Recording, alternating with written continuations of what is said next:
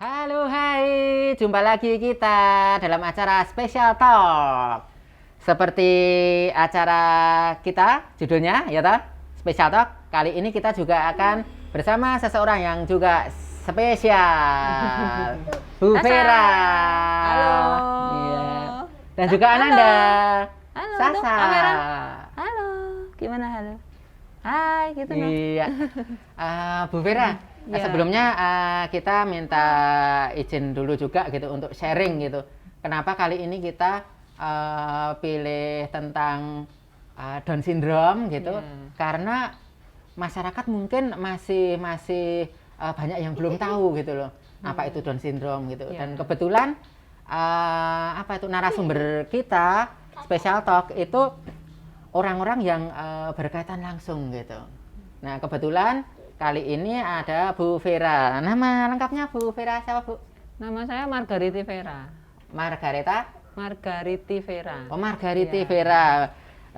Dipanggilnya biasa Bu Vera. Iya. Dan Ananda namanya? Ih, siapa namanya saya? Namanya apa? Namanya Sa? apa? Yang keras no. Sasa. Wes, luar biasa sekali. Sasa ini umur berapa, Bu Vera? Sasa umur berapa? Ya, dilihatin no, Om. Lihat Umur dong. berapa? Umur? Umur 7. Iya. Umur Pantesan 7. tadi kita tanya gitu, umur berapa 7? Terus akhirnya kita pengen cross check apakah bener 7 gitu. Oh, iya. Nah, ternyata bener 7 umurnya. Iya.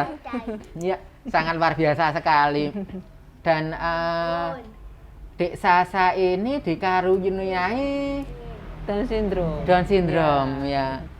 Dulu pernah populer Bu Vera ya, Down syndrome terus diserap ke bahasa Indonesia sindroma Down. Nah, Iya, itu. sindroma. Tapi kalau saya sendiri sih lebih apa nih? Lebih nyaman itu Down syndrome Iya, sih.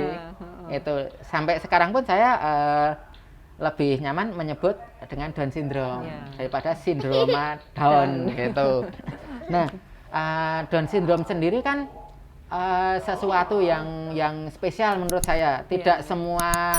Tidak banyak orang itu yang dikaruniai dengan kespesialan itu. Ya. Orang tua belum tentu semuanya dikaruniai seperti itu. Ya. Nah, pasti ada tahapan-tahapan ketika tahu gitu. Nah, kalau Bu Vera itu tahu bahwa Dek Sasa ini dikaruniai Down syndrome itu sejak usia Sasa berapa, Bu? Nah, itu sejak usianya baru lahir itu kami baru tahu. Oh, baru lahir itu baru tahu? Iya, jadi pas lahirnya persis kami belum tahu. Nggih. Lalu hari kedua masih di rumah sakit. Iya, nggih. Itu kan mendapat kunjungan dokter anak. Ya. Lalu dokter anaknya itu minta bicara gitu sama Iya, saya. iya, Bu mau bicara sebentar. Iya, Ini anaknya ibu tuh wajahnya beda gitu. Gitu, Nah, nggih. kan saya nggak mudeng wajahnya beda gimana, tak lihat ya kita biasa aja. sama, iya, nggih. Pada waktu itu kan mungkin Bu Vera belum tahu Down syndrome itu apa barangkali? Ya sudah pernah lihat-lihat, Nggih. sudah pernah baca juga. Iya. Tapi kan itu tidak bukan bagian dari hidup saya gitu loh. Iya, Jadi iya, nggih. nggak menyangka kan kalau Iya, iya. kalau nggak mikir ke sana lah. Iya, pokoknya. iya, nggih. Ketika dikatakan wajahnya beda tuh nggak mikir ke sana. Bahkan Oh. tidak mikir kelainan, tidak mikir itulah pokoknya. Nggih, Nggak nggih, mikir nggih. ke sana gitu. Nggih. Cuman terus saya tanya lah beda gimana dok? Gitu. Iya, iya. Terus dokternya bilang gini aja ibu kalau mau tahu ibu lakukan cek darah. Oh, Nah, kan gitu. bingung lagi saya. Iya, nggih. Saya udah nggak tahu suruh cek darah. Iya, gitu. nggih. Terus lah cek darah apa dok? Ya nanti silakan tanya berurusan sama susternya. Iya, gitu. iya. Nah, Gitu. ya saya karena untuk cek darah kan saya harus tahu Iya. apa yang mau dicek gitu. Iya, Tapi iya, rupanya pada waktu itu susternya juga mungkin takut kalau nanti saya shock gitu. Iya, Jadi, nggih. gini aja Bu, kami manut dokternya lah. Saya bingung dokternya tanya Iya, susternya, susternya, tanya dokternya. mana dokter gitu. Iya, nggih. Iya, ya akhirnya kami nggak cek karena nggak tahu apa yang harus kami cek gitu. Iya, kan. iya, nggih. Tapi sekeluar dari rumah sakit itu Nggih. langsung kami menghubungi dokter anak yang memang biasanya langganan kami Iya. waktu kakaknya sakit gitu. Gitu, nggih. Dan memang nggih. dokter anaknya yang langganan kami itu orangnya udah terbiasa Nggih. ngobrol gini pasti akan terus terang. Iya, Nah nggih. dari beliau kami tahu. Langsung gimana dok wajahnya katanya kok beda. Beda, nggih, gitu. nggih. Langsung dokternya, oh ya suami saya udah bilang, oh apa Down syndrome ya, gitu. Suami saya gitu. Saya sendiri waktu menyusui setelah hari kedua dibilang itu, setelah dibilang ketika saya menyusui, setiap kali menyusui saya lihat gitu. Dilihat wajahnya. Jadi masa beda tuh apa toh gitu. Iya. Tapi waktu dia noleh gini kan, waktu disusui kan noleh gini, Iya. ciniknya tuh gemuk loh Pak. Oh, jadi kalau anak tengguknya itu gemuk. Ya kadang-kadang anak Down syndrome itu seperti itu. Nah itu baru saya madep, waduh apa Down syndrome ini, langsung gitu saya. Karena memang saya teringat yang pernah saya baca itu ada gambar-gambarnya tuh seperti itu. Dan itu dipastikan oleh dokter anak yang tadi yang itu. Iya sih memang kayak Down syndrome gitu, langsung dilihat gini. Tapi kalau untuk pastinya tes darah aja. Baru itu tuh maksudnya kemarin gitu. Dikasih pengantar tesnya ini. Nah itu kami akhirnya tahu dan memang hasilnya kami terima sekitar 1 bulan kemudian karena kan itu yang bisa ngetes tuh cuma satu aja di Indonesia waktu itu kan cuma gitu. di lembaga Eijkman di Jakarta. Jadi mau kita lewat manapun, maksudnya lewat rumah sakit atau laborat manapun, ke situ tetap ke sana kirimnya. Jadi kami nunggu 1 bulan kira-kira. Dan memang hasilnya itu anak saya Down syndrome. Gitu. Jadi ketika tahu gitu kan pasti orang tua kadang juga ada kaget juga pasti kali kaget tuh. Nah itu perasaan tahu ketika positif gitu ibu gitu gimana Bu Vera?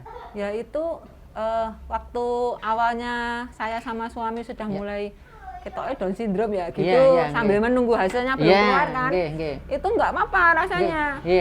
Waktu hasilnya keluar itu juga lah tenan toh, cuman gitu aja.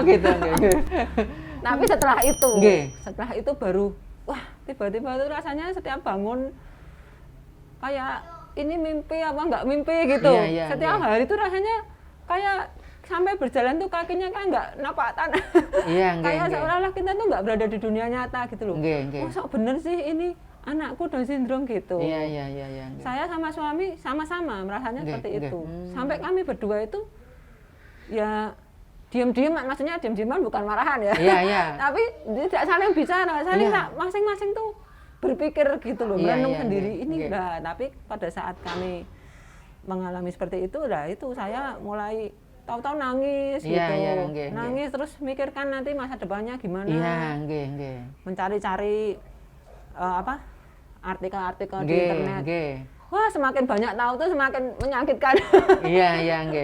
Jadi kok nanti ada kelainan jantung, nanti ada bisa gangguan pendengaran, bisa gangguan penglihatan, bisa hipotiroid atau hipertiroid, macam-macam pokoknya. Nah itu jadi di sini tuh rasanya, waduh, kayak piye nanti, intinya tuh gimana nanti anak saya hidupnya kelak gitu. Kalau kami sebagai orang tuanya sudah tidak bisa mendampingi terus, ketika suatu saat kan kami juga akan meninggal, terus gimana anak ini, terus gimana kakaknya, waktu itu kan sudah ada kakaknya, adiknya belum ada, terus nanti kalau kakaknya diajak temannya gimana, terus nanti kalau kakaknya udah waktunya punya pacar, sampai ke situ mikirnya, terus nanti calon mertuanya atau orang tua pacarnya melihat wah nggak merestui gimana, pokoknya pikiran yang macam-macam gitu. Lalu juga ketika melihat kok ada penyakit macam-macam gitu kan, terutama waktu itu banyak yang saya baca kebanyakan mengatakan banyak yang tidak bertahan sebelum usia 2 tahun karena kelainan jantungnya. Itu saya juga nangis lagi, waduh. Gimana? Jadi sudah mulai menerima, bisa mulai menerima bahwa anak saya seperti ini akan kami rawat, bagaimanapun juga. Lah ketika sudah mulai menerima itu, baru dapat artikel-artikel nanti itu bisa meninggal, tidak umur panjang. Lah jadi sedih lagi, lah tiwas aku udah menerima kok, ternyata malah mau diambil lagi gitu, rasanya tuh seperti itu. Ya tapi ya udahlah,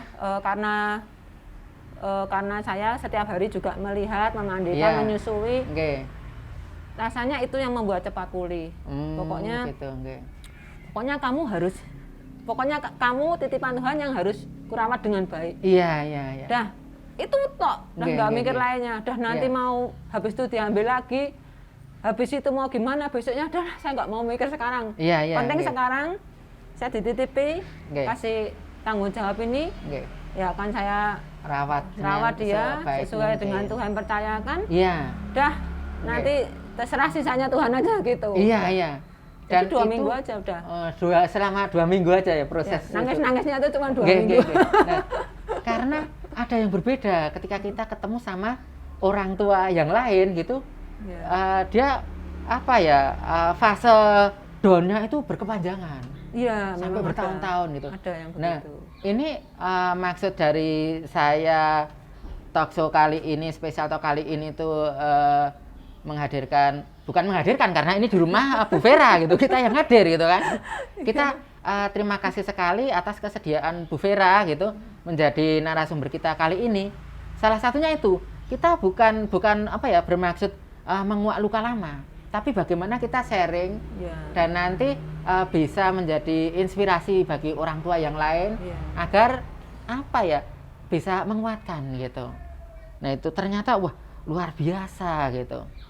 Dan tadi ada yang saya tangkap gitu bahwa Ananda ini itu adalah titipan yang terbaik dari Tuhan dan dirawat dengan sebaik-baiknya. Karena Tuhan kan nggak memberikan satu ujian yang mana makhluknya itu nggak sanggup memikulnya, pasti sudah terukur gitu. Bahkan ukurannya Tuhan itu melebihi kita semua, ya toh? Kita nggak bisa menalar Tuhan. Di antaranya dengan menurunkan, mengkaruniakan Ananda yang diberi nama Sasa kepada Bu Vera, sekeluarga. Sangat luar biasa sekali itu. Wah, ini kan sesinya 15 menit, ternyata kurang 3 menit karena asiknya gitu. Luar biasa sekali. Jadi terima kasih Bu Vera, nanti kita sambung di sesi berikutnya. Masih bersama kita di acara Spesial Talk bersama Bu Vera.